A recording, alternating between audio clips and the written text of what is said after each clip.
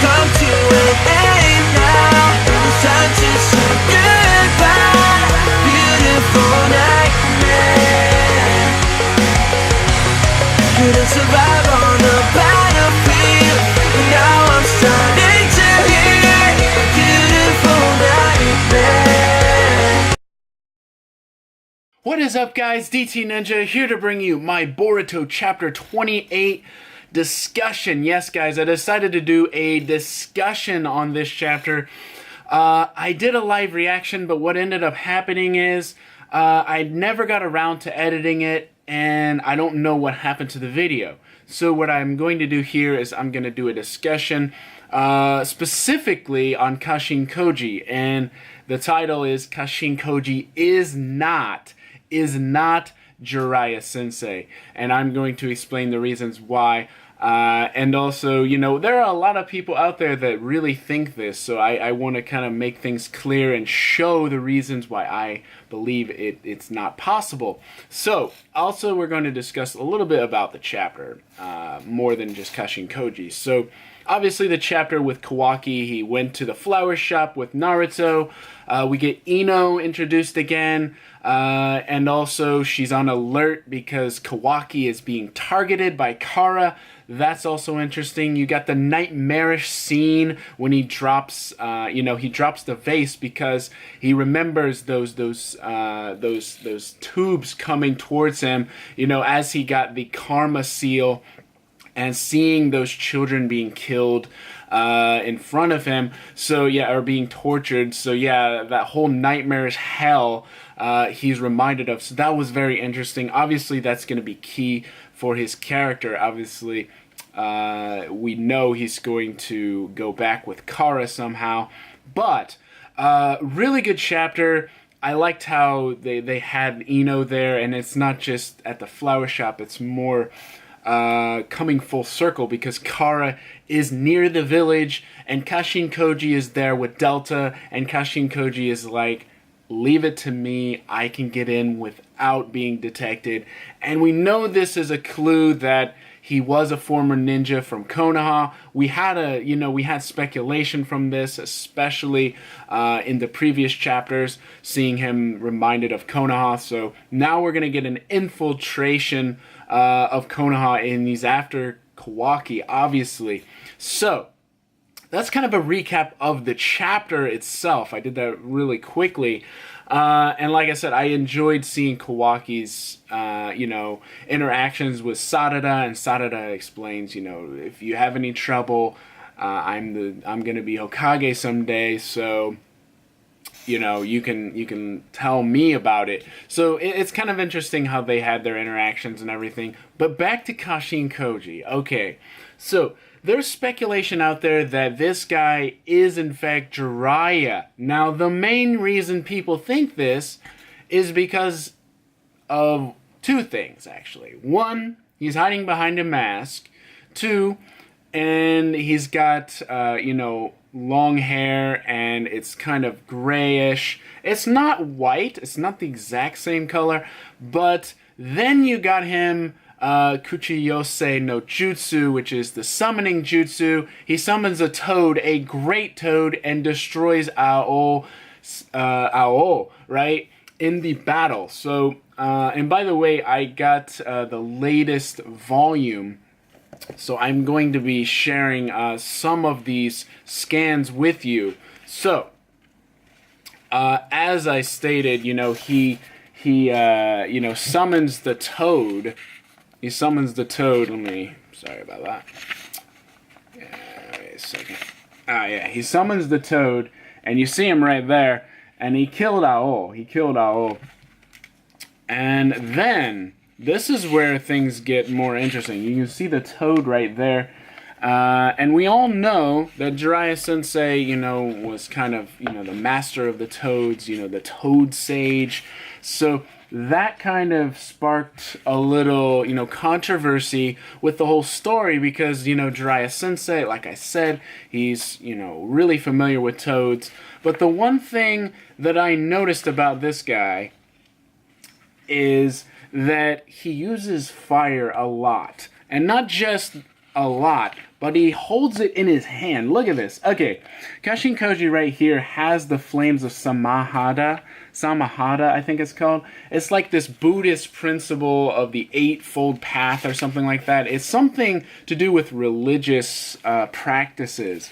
But anyway, he's got the flames of Samahada, I think it's called. Anyway, he's got them right in his hands. Have you ever seen Jiraiya Sensei wield flames in his bare hands? Have you ever seen that?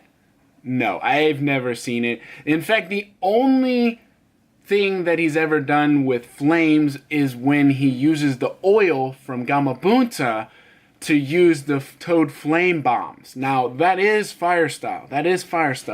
However, have you ever seen him actually wield it in his hands? Have you ever seen him actually attack someone with flames, just at the wave of his hand, or throwing a weapon? I've never seen that before. It's always been used a combination of his jutsu along with Gamabunta's oil.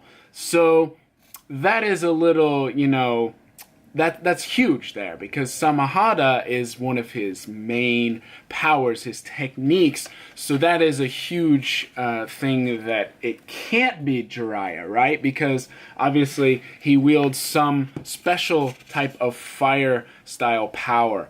So anyways, that's one thing. And I got another, that was from volume 6, by the way.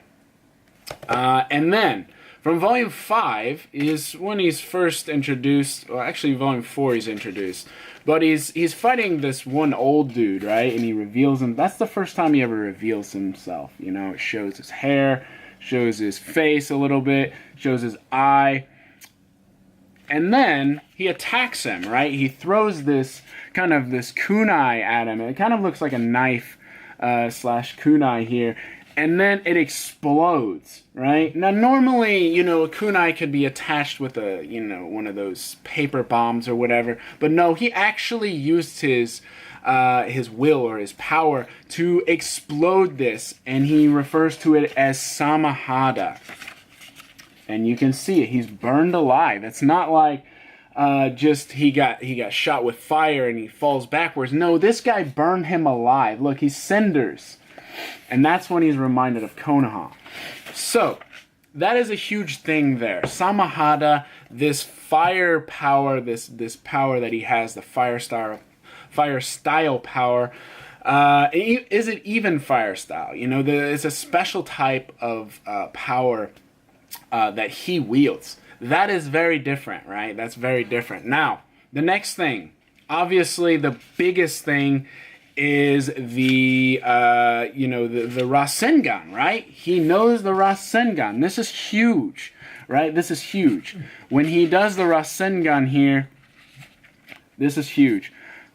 You can see it right there. He does the Rasengan, and they're both clashing, okay? Now, as far as we know, Minato, Naruto, and Jiraiya are the only ones, and obviously Kakashi is able to do the Rasengan as well, are the only ones that know the Rasengan, as well as Konohamaru Sensei. So there's about 4 or 5 that know it, but to say that this is Jiraiya based on that he can summon toads and use the Rasengan, I think you're jumping the gun here, because one thing, if you saw my new intro, right, you saw Jiraiya Sensei there, you saw him dying, you see him, remembering, Naruto is, going to be the savior, going to bring peace to this world. He died with a smile on his face, right? Now, a lot of people say that they never found his body and that's why it can be Jiraiya. But if you think of it this way, Naruto's, his development was all due to Jiraiya's death. It was all due to that. His development grew and he became the person he is today because of the pain of loss. The pain of loss. Remember when Boruto thought he lost his father? It's the same thing. We got development there. Obviously he didn't die, right? But the pain of loss is a huge thing. you know? And if that, in fact, was Jiraiya, that would ruin not only Jiraiya's character, but Naruto as a whole. Because Jiraiya had, was this, sage going around the world looking for disciples to help find an end to world peace. So for him to go after Konoha, after all this time, it just doesn't make any sense to me. It just doesn't have a clear... the ambition there is just... It doesn't make sense. It wouldn't make any sense to me. I know where people are going, but it just doesn't make sense. Okay, the next thing, guys. Okay, look at Kashin Koji here. Okay, look at it. You can see right here, he has the mask. He's got the gray hair. And then look right here. I don't know if you guys can see that close, but there's like this dark red line right here next to his eye, okay? Now, we all know Jiraiya had this red line that goes all the way down his face, right? But it was never here, okay? It was below the eye. It was here, okay? It was here and here. But here, if they are in fact, subtly giving us a clue that maybe it's Jiraiya here, it wouldn't be here. It wouldn't be here. It would be here, and that's why he's wearing the mask. Another reason, I showed this in my scan for the title, but Jiraiya, he had the Sage mode. Okay, he had Sage mode, right? And when he was in Sage mode, he kind of grew animalistic, the frog features. He grew a beard, okay, and it was kind of pointed at the end. His nose was kind of deformed. It was huge, right? He had this huge nose. His face was all, it was a little deformed there. But it only happened when he was in Sage mode. It never happened any other time, okay? So when his Sage mode went out, when he was dying, his beard, his deformities, they all went away, and it went back to his normal self. So, here's my feeling here. Okay, look, he's got a beard here, but he's never shown a beard until he uses Sage mode. Never in Naruto have we ever seen him with a beard. Only when he's in Sage mode, and that's only because he's deformed. I don't know if they're, just adding that for effect. But anyways, his beard is completely different.